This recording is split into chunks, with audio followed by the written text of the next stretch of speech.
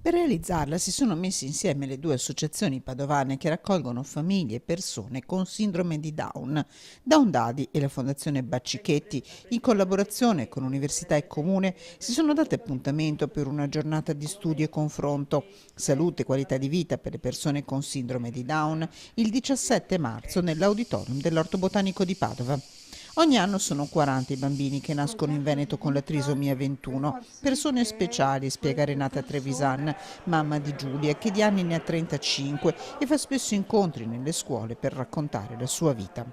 Sono semplici, dirette, non per niente false, per niente.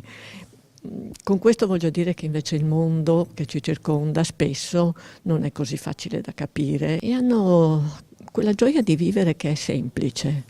Non persone diverse, persone con pari dignità, desiderose di vivere appieno l'esistenza, racconta Carlo Baccichetti. Dobbiamo effettivamente dare questo messaggio.